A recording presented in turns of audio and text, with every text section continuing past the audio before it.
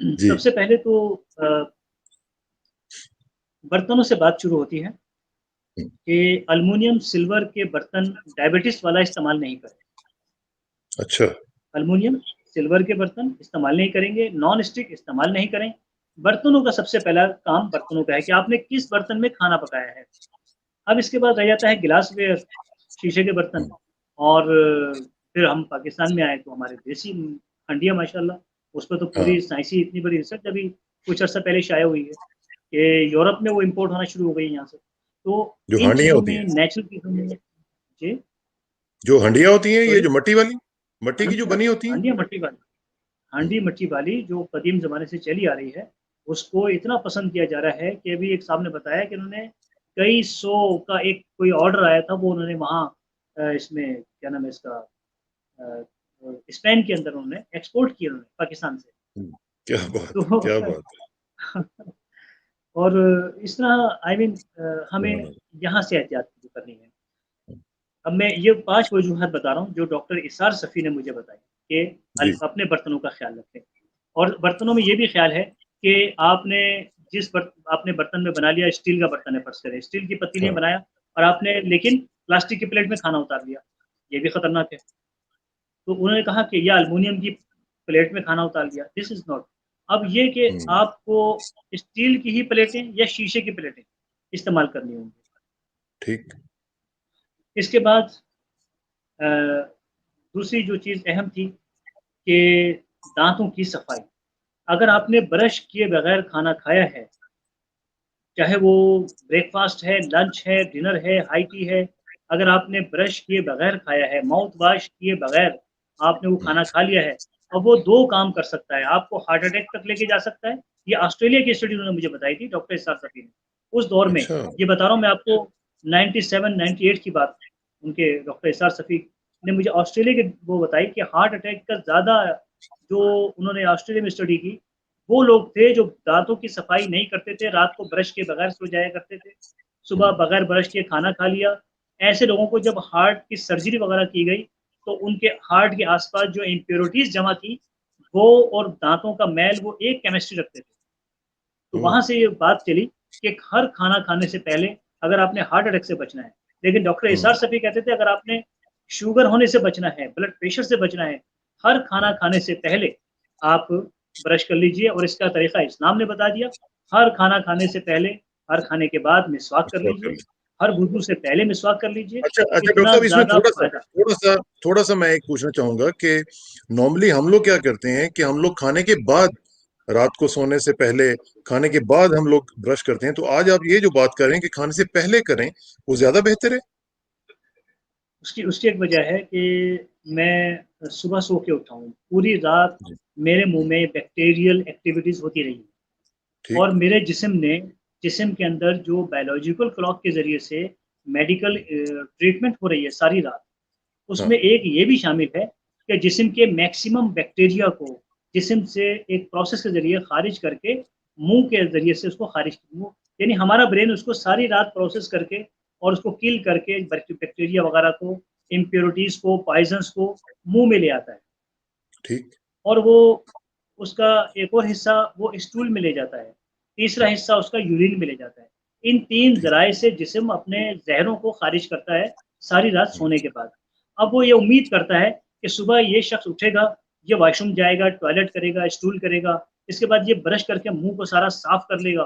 तो जो मैंने इम्प्योरिटीज़ इसको भेजी हैं, ये सुबह उठ के उनको साफ़ कर देगा।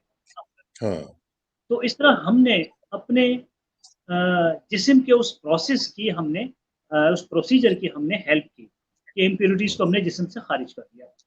ठीक। तो इसलिए जब हमने ब्रेकफ़ास्ट कर लिया, अब हमने सुबह उठकर ब्रश कर लिया या ज़्यादा बेहतर है मिसवाक कर लिया। हाँ, मिसवाक मैं इसलिए कह रहा हूँ कि जो टूथपेस्ट है, उसमें ऐसे केमिकल्स भी शामिल हैं, जो हम हुँ, आम ज़िंदगी में चूहे मारने के लिए और लाल बेग मारने के लिए जो केमिकल इस्तेमाल करते हैं, उसका 1% उस टूथपेस्ट में शामिल है। तो माय इसलिए गॉडनेस! हम एहतियात करें कि सुबह हुँ, सवेरे नहार मुँह जिस्म की एब्ज़ॉर्प्शन पावर बहुत ज़्यादा होती है। आपने पानी भी हाँ, मुँह में रखा तो पानी से भी तवानाई हासिल कर लेगा। शुगर मुँह में रखी, शहद मुँह में रखा, जिस्म उसको मल्टीप्लाई कर देता है। अगर आपने ज़हर मुँह में रखा, तो वो उसको भी मल्टीप्लाई कर देगा। तो इसलिए ओह! डॉक्टर इरशाद सफ़ी कहते थे कि किसी सूरत में सुबह-सुबह टूथपेस्ट ना किया जाए। उन्होंने अपने हज़ारों इटालियंस को पाकिस्तान से मिसवाकें मँगा-मँगा कर दी। वो एक क्या इस्लामिक बात! सेंटर था हमारे रूम में, वेटिकन सिटी के बिल्कुल करीब था, शायद कोई 2 किलोमीटर था वेटिकन सिटी से। बल्कि वो अच्छा, बाउंड्री हमें नज़र आती थी हमारे इस्लामिक सेंटर से, हमें वेटिकन सिटी की बाउंड्री नज़र आती थी। तो वो क्या बात! वहाँ पर मिसवाकें करते थे और इस बहाने से पहले उनको बताते तो वो बड़े हैरान होते कि एक ऐसी दरख्त की शाख है कि उस वो ब्रश भी है और उसमें टूथपेस्ट भी है। वाह! तो वो मिसवाक की तरफ इशारा करते थे। तो वो इटालियंस वहाँ लेने आते थे नमाज़ों के औकात में, जो इटालियन पेशेंट थे उनके, इस बहाने वो मस्जिद हाँ, में आते थे। हम उनका बड़ा एहतराम किया करते थे, अंदर बिठाते थे, उनको चाय पिलाई, हाँ, कहवा पिलाया और उनको वो इत्तेफ़ाक से कभी नमाज़ हो रही है, तो बाकायदा हाथ बाँध के खड़े होके बाहर गौर से नमाज़ होते देखते थे। कहते थे, "ये तो अच्छा, देखने में इतना पुरसुकून है, ये हाँ, एक्सरसाइज़ देखने में इतना सकून दे रही है, तो ये करने में कितनी पुरसुकून होगी।" ये रिमार्क्स क्या मैं बात! इटालियन से सुनता था।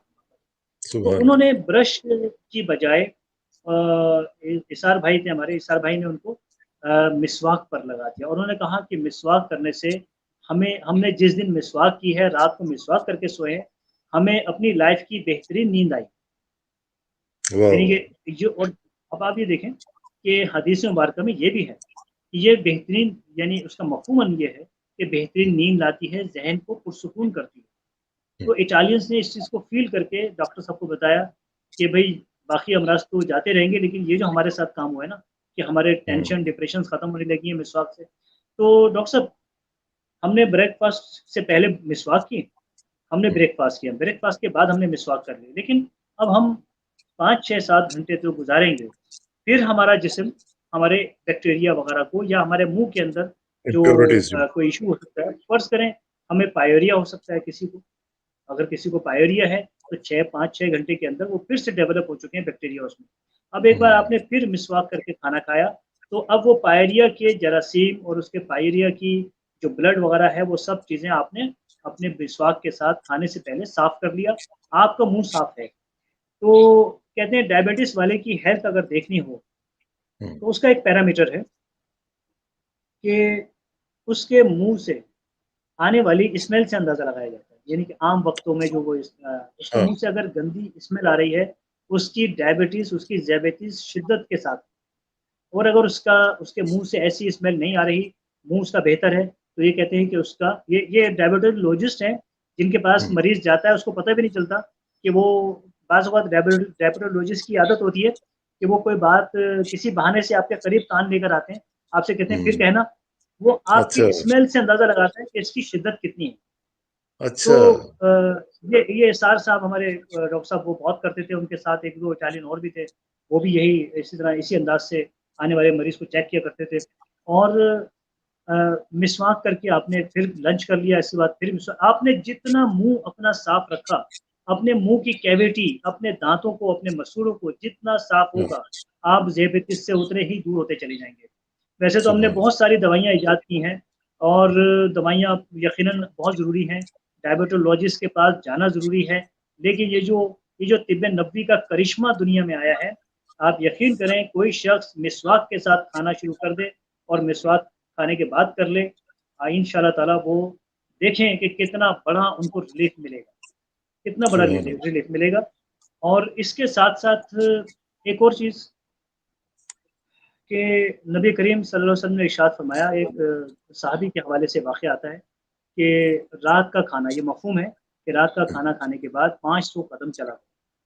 ये हमें ठीक, ज़ियाबितीज़ से बचा रहा है, ये हमें कोलेस्ट्रॉल से बचा रहा है, ये हमें मोटापे से, ओबेसिटी से बचा रहा है। तो इसे हमने करना है और हमारे जिस्म को एक अच्छी फ़िगर देता है रात का चलना। सुबह की ठीक, वॉक भी अच्छी है, सुबह हम ऑक्सीजन हाँ, को ज़्यादा अपने जिस्म में उतारने के लिए हम सुबह की वॉक भी करते हैं। उसका भी कुरान ठीक, हकीम में कहा गया है कि सुबह जो है, ये मफ़हूम है इस आयत का कि सुबह का वक़्त हमने ऑक्सीजन से भर दिया।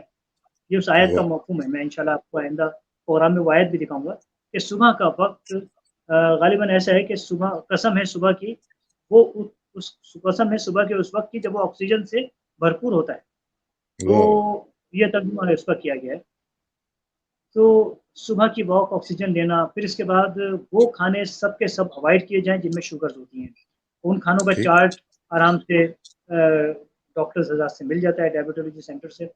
और एक और चीज़ है, तलबीना, जिसे मैंने इससे पहले भी अर्ज़ किया था, जी, पिछले शुगर के प्रोग्राम में। मरीज़ों को हम्म, शुगर के मरीज़ों को तलबीना ज़रूर दिया जाए।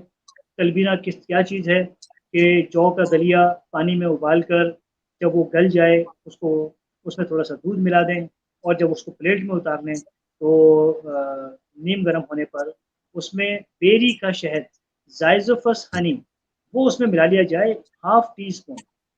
अब ये एक ऐसा आमीज़ा तैयार हो गया है ये जौ के दलिए का, कि दुनिया का हर मिनरल, दुनिया की हर प्रोटीन इसमें शामिल है, दुनिया का हर विटामिन इसके अंदर शामिल है। तो ठीक। ये आप सुबह नाश्ता कीजिए और जौ के दलिए को अपने ग़िज़ा में शामिल कर लीजिए। गंदम का आटा कम कर दीजिए, चावलों को कम कर दीजिए, कीमा ना खाइए, कीमा खाने से बहुत नुकसान पहुँचता है। और एक नुस्ख़ा मैं यहाँ अर्ज़ कर देता हूँ जो मैंने लास्ट टाइम भी जी, बताया था जी, कि प्लीज। कलौंजी 50 ग्राम, हम्म, पिस्ता शीरी 20 ग्राम, हब्बू रिशात 20 ग्राम और सोए के बीज 10 ग्राम। और अगर कॉन्स्टिपेशन की शिकायत है, जो कि शुगर में नहीं रहने देना चाहिए, इसका इलाज करना चाहिए। अगर कॉन्स्टिपेशन है, हाँ तो जी। सना मक्की, सना, सना के नाम से आता है, ये पिसा हुआ पाउडर, ये ठीक। भी 10 ग्राम इस नुस्खे में शामिल कर दीजिए। तो ये एक अमीज़ा तैयार है। इसको सुबह नाश्ते के बाद और रात खाने के बाद 1 टीस्पून, और जिसको शुगर ज़्यादा है, उसे 1 उसे 2 टीस्पून नाश्ते के ठीक। बाद, रात खाने के बाद ये खा लें। आप ये देखेंगे, और ये जब ये नुस्खा खाएँ, तो इंशाल्लाह आप आज़मा कर देखिएगा, आपको किसी मेडिसिन की ज़रूरत नहीं। ये नुस्खा, हम्म, तिब्बे-नब्बी का ये नुस्खा आपके सारी सब्स्टिट्यूट बन जाएगा, जितने भी आपने मेडिसिन लिया करते थे। अब इंसुलिन का मसला आता है। एक तो या। हमें शुरू से एहतियात करनी चाहिए कि इंसुलिन की नौबत ना आए। उसके लिए ऊँटनी का दूध है। ऊँटनी के दूध के 1 लीटर में 50 यूनिट इंसुलिन होती है। अच्छा। तो ऊँटनी का दूध हमें जहाँ से मैसर आए, जैसे भी आए, एक 15 दिन का कोर्स हर 3 महीने बाद कर लेना चाहिए, ज़ियाबेतिस वाले को। तो ये जो और ऊँटनी का दूध है, डॉक्टर साहब, इसमें ये आप तो खैर वेस्ट में रहे हुए हैं, तो ये मिलता है आमतौर पे बाहर के ममालिक में? इम्पोर्ट हो रहा है। जैसे हमारे पाकिस्तान में हॉलैंड वगैरह से डेयरी प्रोडक्ट्स इम्पोर्ट होती हैं, ऐसे ही ठीक है। ये मुख्तलिफ़ प्रोसेस किया हुआ ऊँटनी का दूध पाकिस्तान से बहुत बड़ी मिकदार में ये यूरोप जा रहा है इस वक़्त। और अच्छा। अ, अमेरिका भी मैंने सुना है कि अमेरिका भी जा रहा है, लेकिन अमेरिका में खुद एक सोसाइटी सामने आई थी मेरे, कैमल, पता नहीं, अमेरिकन कैमल सोसाइटी ऐसे कुछ नाम था। तो ठीक। उनसे अगर आप राब्ता करें, तो हाँ। इंशाल्लाह वहाँ पर वो सप्लाई कर सकते हैं या कैसे है, लेकिन अपने आस-पास ज़रूर तलाश करें इसको। एक और चीज़ ठीक। है बही, सफरजल, वही। वही। इंग्लिश में कहते हैं क्वीन्स क्वीन्स फ्रूट। ठीक। क्वीन्स फ्रूट को लाज़मी अपने साथ रखें, अभी आजकल सीज़न शुरू हो गया है।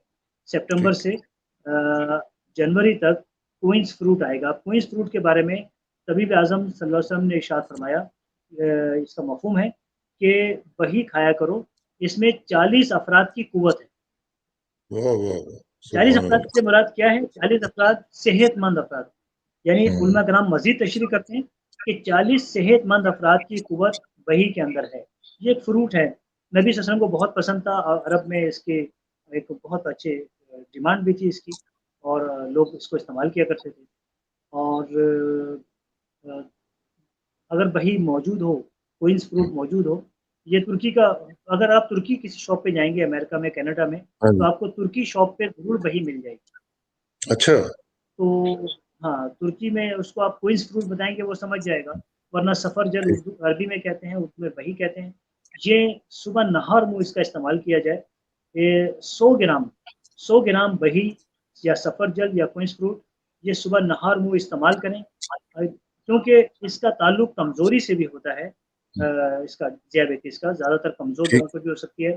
ख़वातीन को आर्ज़ी तौर पे हो जाती है, जब वो हुँ, प्रेग्नेंट होती हैं और अगर उनकी सर्जरी वग़ैरह हो, तो हाँ, उन्हें आर्ज़ी तौर पर ये मर्ज़ लाहक हो सकता है।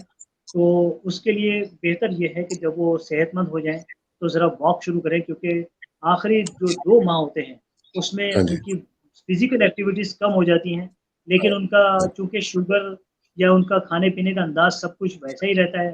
बल्कि पाकिस्तान में तो बड़ी जो बुज़ुर्ग ख़वातीन होती हैं, वो उनकी जो बहुएँ या उनकी बेटियाँ जब प्रेग्नेंट हो हाँ, जाती हैं, तो उनके खानों का इंटेक बढ़ा देते हैं।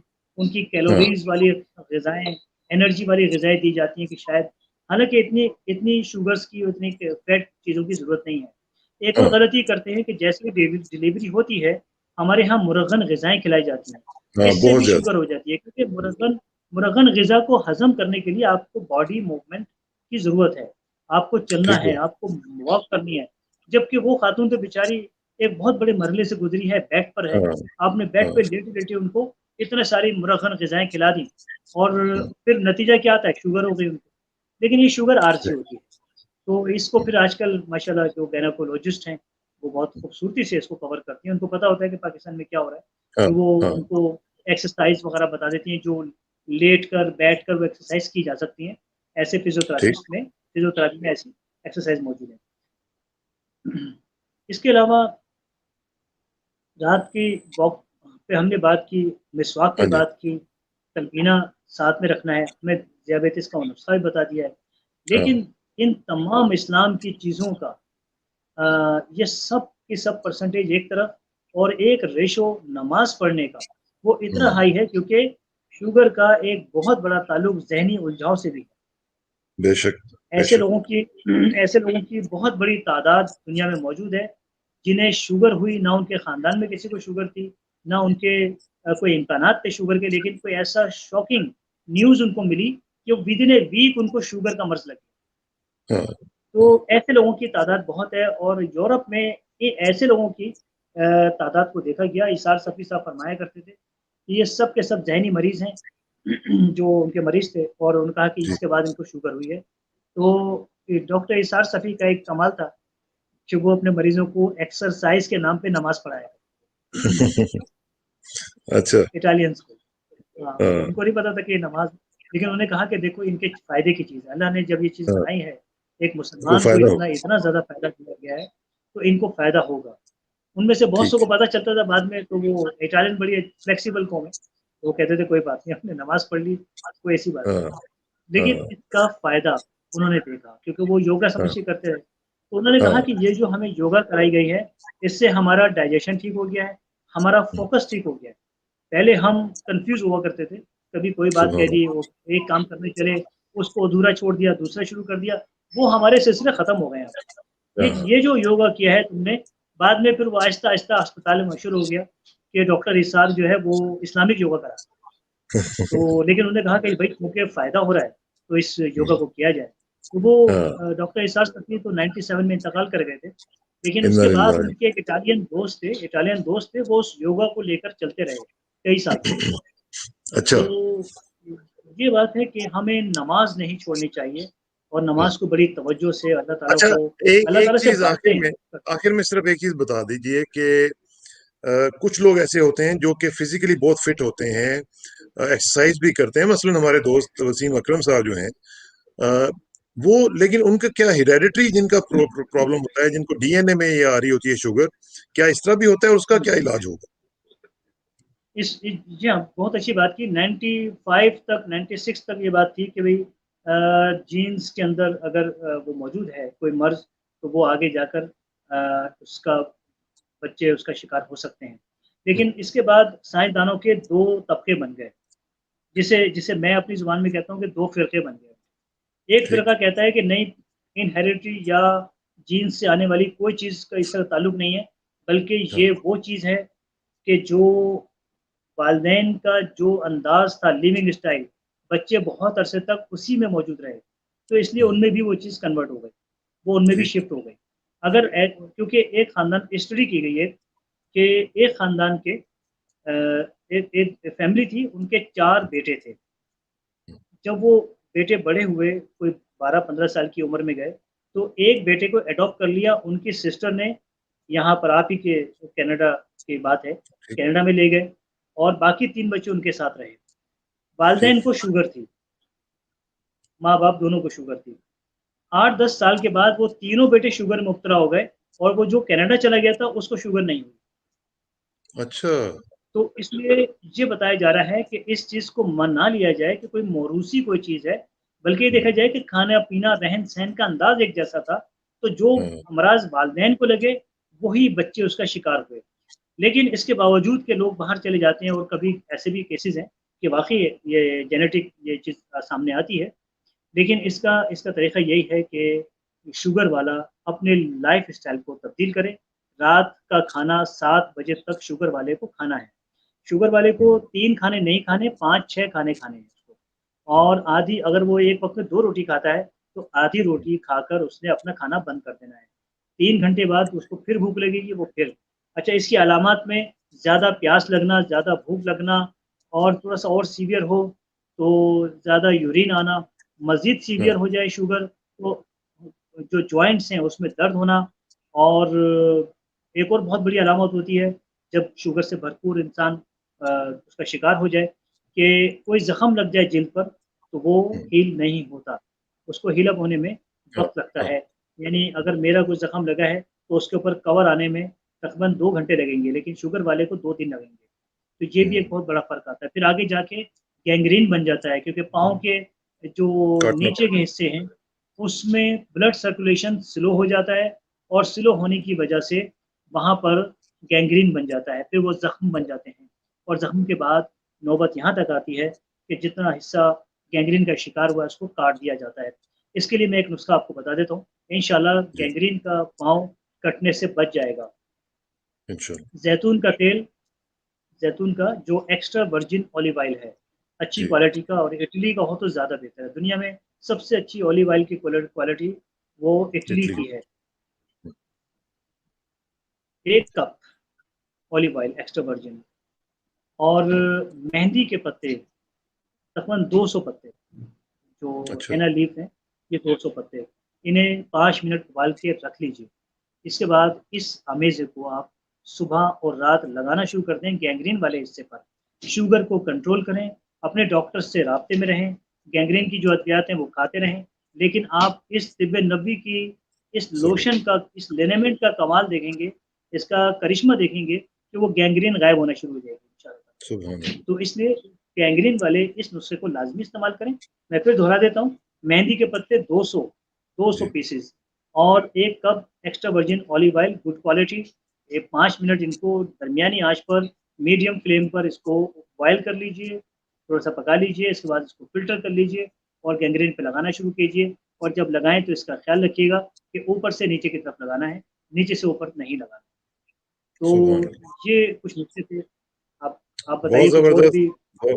आज आज आज के लिए मेरा ख्याल इतना काफी है क्योंकि अच्छा, हम जैसे लोगों के लिए इसको हजम करना भी बड़ा मुश्किल है ना। हाँ, लेकिन ये है कि ये बेसिकली जो आप बात कर रहे हैं डॉक्टर साहब, वो ये है कि लाइफ पैटर्न अपना चेंज करना चाहिए, हमें लाइफस्टाइल चेंज करना चाहिए। और उसी के जरिए हम अल्लाह ताला के रसूल सल्लल्लाहु अलैहि वसल्लम ने जो फरमाया है, उनकी जो असल जो फिलॉसफी है वो ये है कि हम उनका अपना जो लाइफस्टाइल है उनके मुताबिक अगर ढाल लेंगे तो सब कुछ ठीक हो जाएगा इंशाल्लाह। और यही आपका मैसेज है, यही आज हमने शुगर के मरीजों के लिए और खासतौर पे आखिर में डॉक्टर साहब ने जो गैंग्रीन की भी बात की है, जिन लोगों को इसका खदशा है, जो इसमें से गुजरे हैं, वो भी इससे मुस्तफीज हो सकते हैं। डॉक्टर साहब का बहुत बहुत शुक्रिया। इंशाल्लाह अगले हफ्ते हम किसको ट्रीट कर रहे हैं जी, किस चीज को डील करेंगे हम? हम इंशाल्लाह कैंसर पे बात करेंगे, जो कि आजकल ठीक। बहुत ज़्यादा एक बड़ा इश्यू है हाँ। कि जहाँ कैंसर ठीक। का इलाज कीमोथेरेपी बहुत अच्छा इलाज है हाँ, और हॉस्पिटल्स में अच्छा इलाज किया जा रहा है, लेकिन उनका रिज़ल्ट 100 मरीज़ों में से 30 मरीज़ हैं। तो अगर मैं ठीक। मरीज़ों को कुछ ऐसी चीज़ें बता दूँगा तिब्बे नबवी सल्लल्लाहु अलैहि वसल्लम से, चलो। अगर वो शामिल कर लें अपने इलाज में, इंशाअल्लाह ताला ये रेशो 60-70% तक पहुँच जाएगा और माशाल्लाह, जो भी उस माशाल्लाह। नुस्खे को इस्तेमाल करेगा, हाँ, मैं चूँकि मेडिकल साइंस में गारंटी देना मना है, हाँ, लेकिन नबी सल्लल्लाहु अलैहि वसल्लम का एक ऐसा नुस्खा है कैंसर के लिए कि मैं उसकी गारंटी दे सकता हूँ सुनने वाले को कि वो इंशाल्लाह विदिन फ्यू सुभान अल्लाह। वीक्स इंशाल्लाह ताला वो कैंसर उसका खत्म होगा। वही कीमोथेरेपी उसकी मौसर हो जाएगी।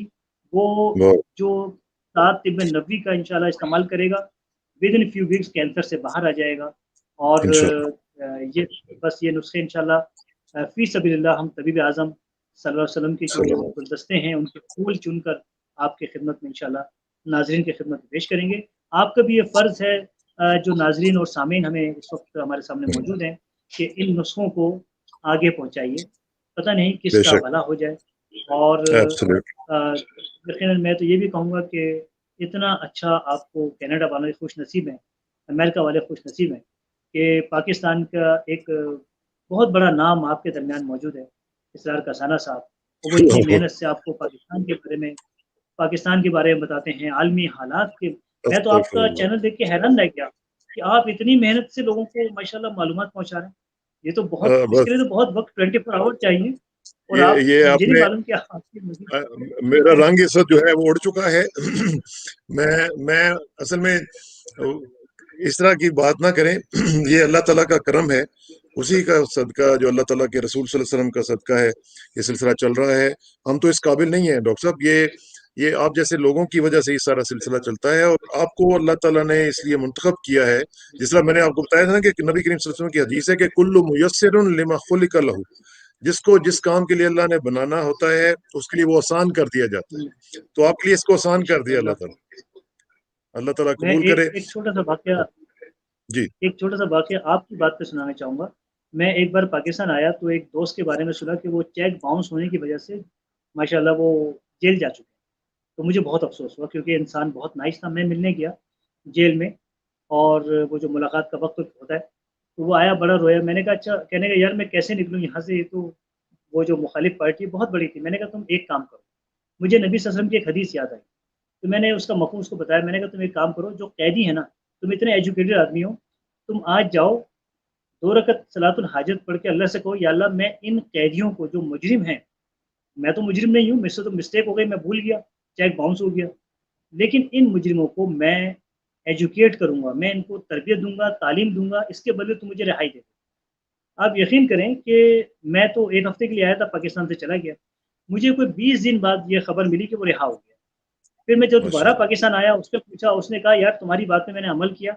मैंने अल्लाह से ये कहा कि मैं इन तुम्हारे ये जो मुजरिम हैं, मैं इनको एजुकेट करूँगा, तालीम दूँगा, मुझे रिहाई दें। और उसने उनको रोज़ाना किसी को उर्दू पढ़ाना शुरू की, किसी को इंग्लिश, किसी को कुरान पढ़ाना शुरू किया, किसी को माश उठने-बैठने के आदाब सिखाने शुरू किए, किसी को ब्रश करवाया, किसी का मुँह धुलाया, ये सारा काम किया। अल्लाह ने वो काम जो उसका 3 महीने की सज़ा थी, 20 दिन बाद वो वापस आ गया। तो ये जो सुभान अल्लाह। तालीम देना है, अल्लाह को कितना पसंद है देखें आप। तो आप जो काम कर रहे हैं इसरार कसाना साहब, आप एजुकेट कर रहे हैं लोगों को। ये एजुकेशन अल्लाह को बहुत पसंद है और इसी की अल्लाह कबूल बुनियाद पे करे। दरअसल नमाज़ों की बुनियाद पे, तिलावत की बुनियाद पर तो फ़ैसले दूसरे होंगे, लेकिन इंसानों को एजुकेट करने के जो फ़ैसले हैं जो अम्बिया कराम किया करते थे, तो वो अम्बिया वाला सिलसिला है। अल्लाह ताला आपकी इस मेहनत को कबूल करे अल्लाह कबूल और करे। अल्लाह कबूल कर ले। इंशाअल्लाह बस ये फिर है कि आप दुआ किया आइंदा करें कि अल्लाह कबूल कर ले।